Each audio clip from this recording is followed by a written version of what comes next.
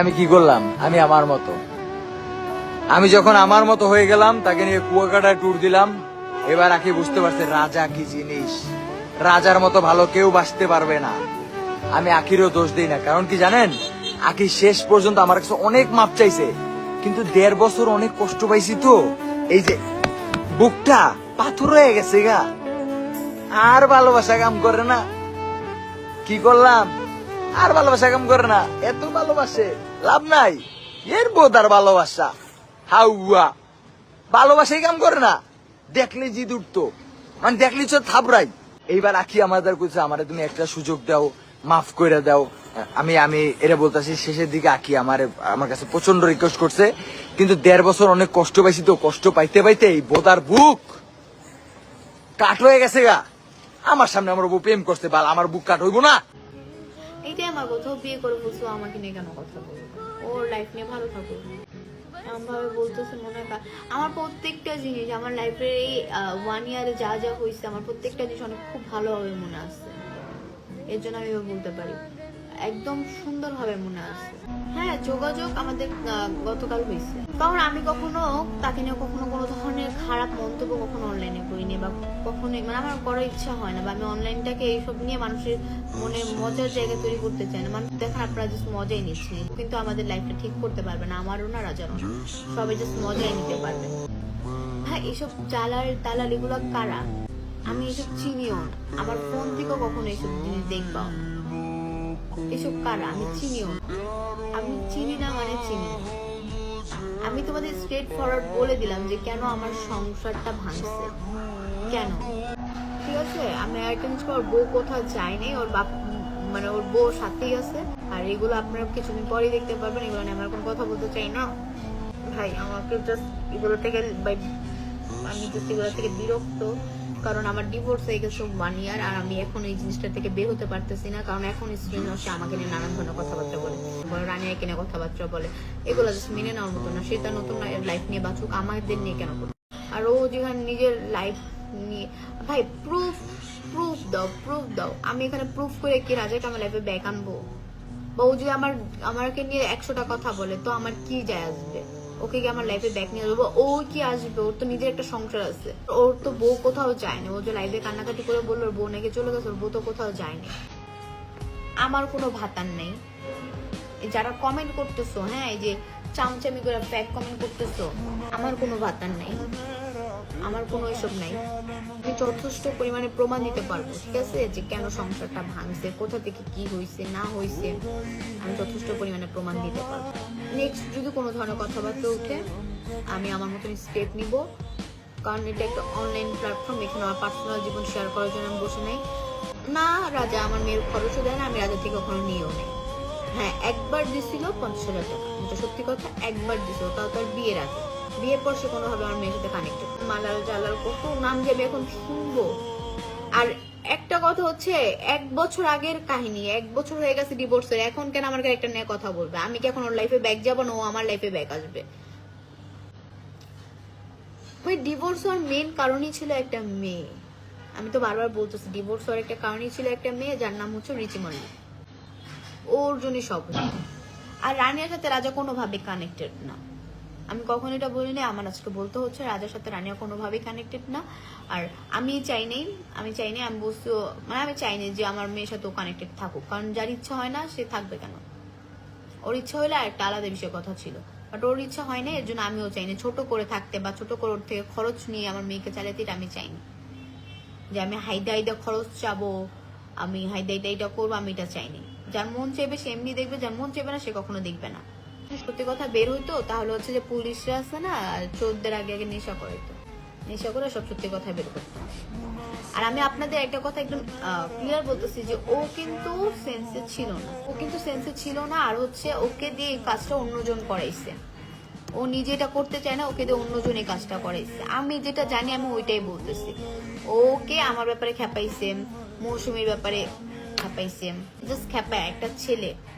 ওকে আগে ফার্স্টে ড্রিঙ্কস করেছে, ড্রিঙ্কস করানোর পর ওকে হচ্ছে যে খেপাইছে, খেপানোর পর ওকে যে যত ধরনের মিথ্যা কথা আছে সব বলেছে। লাইক সবাই এটা নিয়ে কথা বলতে পারে, এটা নিয়ে হচ্ছে যে কেউ কোনো কিছু বলতে পারে না। আর ওই ছেলের জন্যই মানে আজকে এই কাহিনী বা আমার লাইফ। আর এসব নাটক, মানে আমি কেন রিপ্লাই করতে চাই না জানো, ও যে বলছে ওর লাইভে ওর ওয়াইফ চলে গেছে, ওর ওয়াইফ তো কোথাও যায়নি, আমি দ্যাটস ওয়াই কোনো কিছু রিপ্লাই করতে চাই না। কান্নাকাটিও নাটক, সবই নাটক, এগুলা নাটক। আমি আরো মানে 1 বছর আগে দেখে আসছি। ওর চোখের পানি পড়ে মিনিটে মিনিটে চোখের পানি পড়ে যাবে, মিনিট ওর চোখের পানি পড়তে থাকবে। আমার কোনো, আমি এইসব জালাল টালাল ফালাল মালার কোনো কিছু চিনি না। আপনার রাজার বক্সে কমেন্ট করেন মিথিলা, আখি, এগুলা কারা, রিচি মল্লিককে কমেন্ট করেন। আমি এইসব কাউকে চিনি না, আমি এইসব কাউকে চিনি না। আমার ক্যারেক্টারে এখন 100টা ডাক ফালাইতেছে, 100টা। আর এগুলো এখন ফালায় লাভ কি? 1 বছর হয়ে গেছে ডিভোর্সে, এগুলো এখন ফালায় লাভ কি? কোনো কিছু লাভ আছে? ওর মতন আছে, আমি আমার মতন আছি। এখন আমার ক্যারেক্টার এসব দাগ ফেলার লাভ আছে? 1 বছর পর মানুষ এইসব কাহিনী শুনে মজা পাবে, মানুষ তো মজা নিচ্ছে, ওকেই খারাপ বলতেছে, যে ড্রিঙ্কস করে এসব বলতেছে।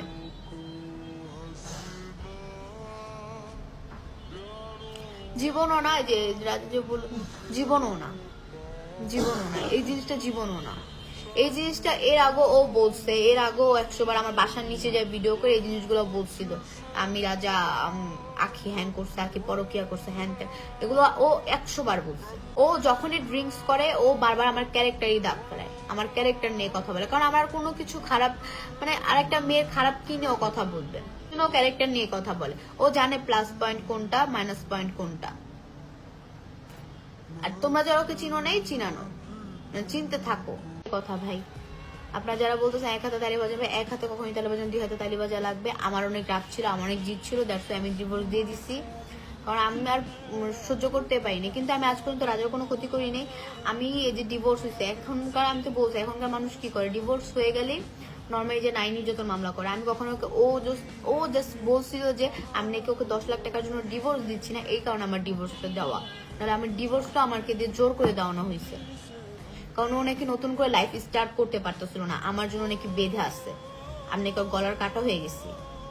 আপনারা যখন সবাই জানেন যে অনলাইনে আমাদের ডিভোর্স হয়ে গেছে, তখনও কিন্তু আমাদের ডিভোর্সটা হয়নি, ঠিক আছে? আর এই যে আমাকে ডিভোর্সটা দেওয়া হয়েছে আমাকে জোর করে, আমাকে কথার আঘাতে মেরে ফেলছে। মানুষের কথার আঘাত অনেক খারাপ। মানুষ যখন কোনো কিছু খোটা দেয় বা কোনো কিছু বলে তখন অনেক খারাপ লাগে।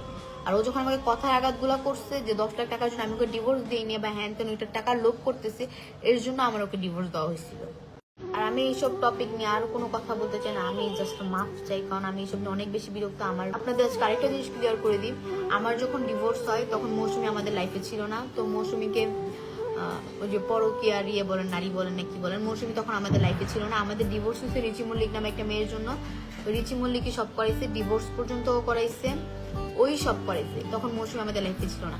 মিথিলা, মৌসুমী, টৌসুমী, রিচি মল্লিক, আমি মুখে বললাম এর মানে যে আপনারা এখন ওর যে কমেন্ট করেন, আমাকে যারা কমেন্ট করতেছেন, ও লাইভে যাদের না, মিথিলা, আখি, মৌসুমী তুমি পরে আসছে, মানে আরো অনেক মেয়ে ছিল যেগুলো বারের ছিল, মানে ওগুলা বারে যেত, বারে যে হচ্ছে মদ খাইতো আর হচ্ছে মানে, আর রাজার কাছে তখন টাকা ছিল, সব থেকে মেন কথা যেটা। আর এইসব দালাল টালাল ফালাল মালাল এগুলোকে আমি চিনি না। আপনারা জানতেছেন কেন ডিভোর্স হয়েছে, ও যে বলছে আমার কারণে নাকি আমার ডিভোর্স হয়েছে। আমি তো জোর গলায় কিভাবে বলতে পারি যে রিচি মল্লিকের জন্য আমাদের ডিভোর্স হয়েছে। তারা হয়তো বা 1-2 বার আমাকে দেখতে আসতো, এইটাই। কার সাথে আমি অ্যাডজাস্ট ছিলাম না, কখনোই ছিলাম না। আমার কোনো ফ্রেন্ড সার্কেল ছিল না, এখন পর্যন্ত আমার কোনো ফ্রেন্ড নেই, আমার কোনো ফ্রেন্ড আমি বানাই না। আমার জাস্ট একটাই ফ্রেন্ড, যেটা হচ্ছে মিথিলা, ওর সাথে আমার মাঝে মাঝে দেখা হয়, এটাই। বাট আমার কোনো ফ্রেন্ড নেই, আর কোনো ফ্রেন্ড নেই, আমার কোনো ছেলে ফ্রেন্ডও নেই, কেউ নেই। এখন কোনো রিজন না, ওর ওয়াইফ আছে, বাসায় আছে, ওরা একসাথে আছে, আমি কেন এক হয়ে যাব? আপনারা কিছুদিন পরেই দেখতে পারবেন তাদের নতুন ভিডিও, আপনারা ওদের ভিডিও এমনি দেখতে পারবেন। আমার কিছু বলবো না। আমি কোনো ঘটনা খুলে বলতে আসিনি, আমি জাস্ট আমার কথাগুলো আপনাদের সাথে শেয়ার করতে আসছি। আমি জাস্ট বলে দিলাম, মানে ভাঙছি মূলত রিচি মল্লিকের জন্য। আমার কোনো পরকীয়া ছিল না, আমার কোনো কিছু ছিল না, ওইসবের জন্য কখনোই আমার সংসার ভাঙেনি। হ্যাঁ, যে একবার ছেড়ে গেছে সে বারবার ছেড়ে যায়, এটাই নর্মাল। আমি বলি, আমি মৌসুমীর ব্যাপারে, মানে মৌসুমীকে নর্মালি জাস্ট আমি চিনতাম, ঠিক আছে? মৌসুমীর পাস্ট লাইফে কি হয়েছে না হয়েছে আমার কোনো ধারণা নেই। মৌসুমীকে জাস্ট নর্মালি আমি দেখতাম, চিনতাম।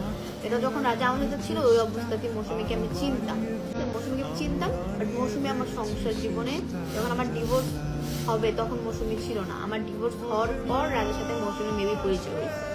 তো ঠিক আছে, একটা লাইফ করলো কান্নাকাটি করে, তার মানে কি জীবনে সবাই চলে গেছে ওর জীবন থেকে? কেউ তোর জীবন থেকে চলে যায়।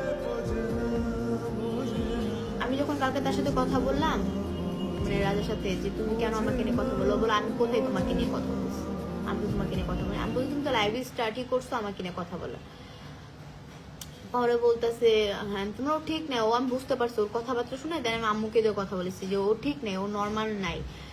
ওর কথাবার্তা শুনে মনে হচ্ছিল ড্রিঙ্কস করা বা কোনো কিছু খাওয়া। তখন হচ্ছে যে আমি বললাম তোমার বউ ছেড়ে গেছে, এটা কি আমার দোষ? ও বলতেছে আমার বউ আমাকে কেন ছেড়ে যাবে? তো এইটাই ভাই, আপনারা অনলাইনে কান্নাকাটি দেখে যে মনে করতেছেন ওর ওয়াইফ চলে গেছে, ওর ওয়াইফ তো চলে যায় না, ওর ওয়াইফ তো আসছে। আমি কেন তার জীবনে যাব, কেন মিলবো? ওরাই এইসব বলবে যে ওর বউ আছে, সমস্যা নেই ভাই, এটা জাস্ট সময়ের অপেক্ষা।